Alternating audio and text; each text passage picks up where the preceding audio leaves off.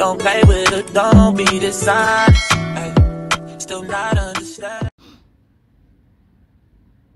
Hello guys, good morning, good morning. So guys, for today's video guys, pag-uusapan po natin yung bagong balita sa Hungary.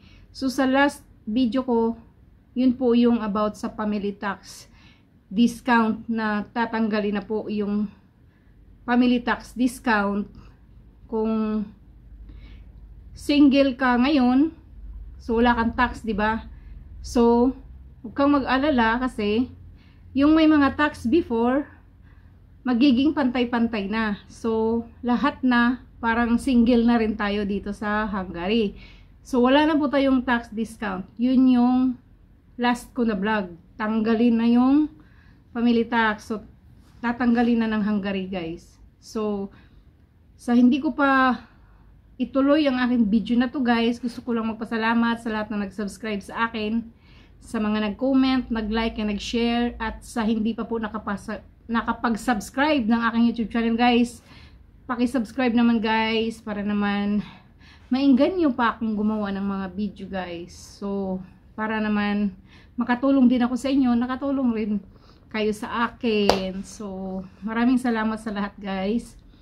And advance Merry Christmas pala sa ating lahat, no? So, hindi ko na patatagalin to guys.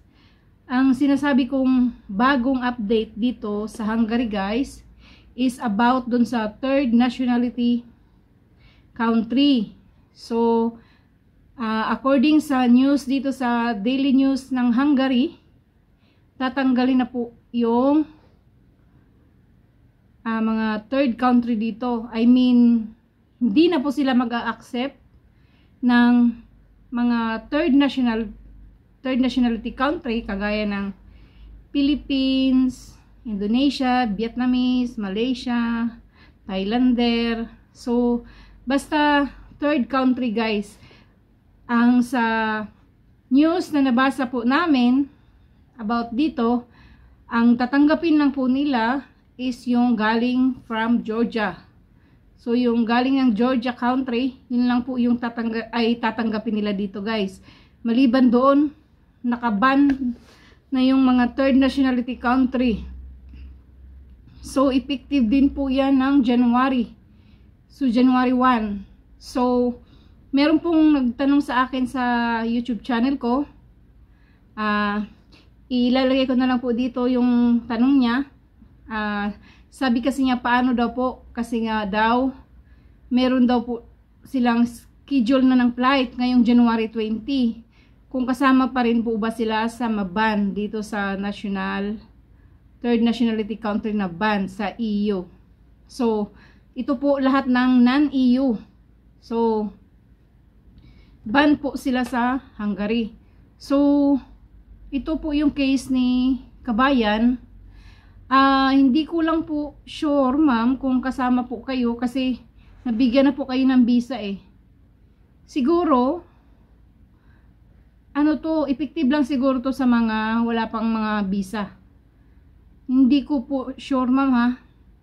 Ang mas maganda po doon, tanungin nyo na lang po yung yung agency nyo. Kasi may tie-up naman yan pagdating dito sa Hungary, para ang agency dyan sa Pilipinas, siya na rin magtanong dito sa agency ng Hungary para maklaro po kabayan. Kasi effective January 1 ang sinasabi ng non-EU citizen. So ibaban sa Hungary. So hindi po namin alam kung ano po yung mga dahilan, no? Kasi marami na rin kasi na mga nagra-run away dito guys. Hindi natin alam kasi ang iba kasi ginagamit lang din yung Hungary pag inter, tapos pupunta ng ibang country. So hindi rin natin sila masisisi kung bakit sila nag-run away, kasi may mga iba kasing company din dito na maliit lang din ang sahod. So igagalang po natin yung mga decision nila guys. Kaya siguro isa rin yan dahilan sa mga ina-apply ng Hungarian government na ibaban nila o ililis nila yung mga tao dito, kasi nga Sobrang dami talagang nag-run away guys. So, hindi ko sure guys kung ano talagang dahilan ng government, no? Bakit sila biglang nag-stop ng nag-ban agad ng ganyan. Kasi parang kasing sunod-sunod sa company lang namin guys, sunod-sunod talaga. Halos buwan-buwan may natakas. So, yun lang guys, no? Na-update ko lang din kayo. So, yun yung bagong dito. Yun yung bagong batas na sinasabi nila, effective January 1. So, yung header ng news guys, sa Dili Hungary, na screenshot ko yun. Baka ilalagay ko sa last ng video ko para may idea kayo. Kahit yung pinaka-headlines lang niya guys, makatulong man lang sa inyo. So, para sa'yo kabayan, tanungin mo na lang yung agency mo kung kasama ba kayo o hindi. Kasi, hindi natin alam, no? Baka i-cancel lang din yung visa nyo. Kasi nandyan pa naman kayo sa Pilipinas. Or ituloy kayo kasi may visa na kayo.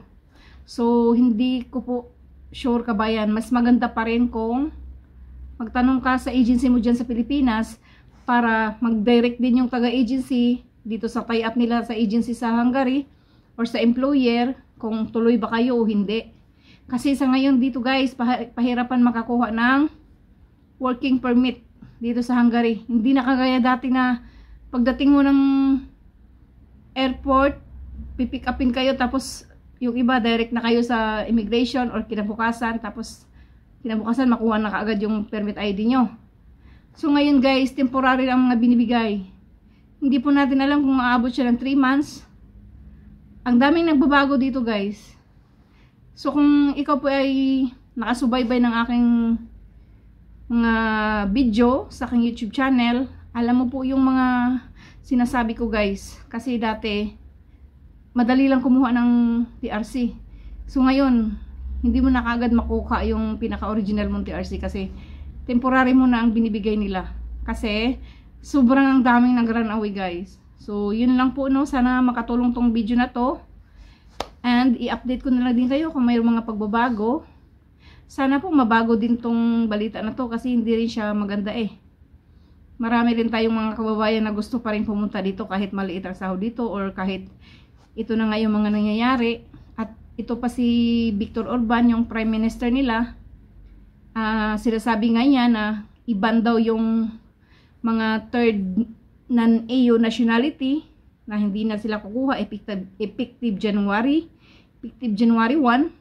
Tapos may isa pa siyang sinasabi na pag once mag-finish contract ang isang guest worker dito, so di ba 2 years yun, so natapos na niya yun, no extension, exit daw sa home country.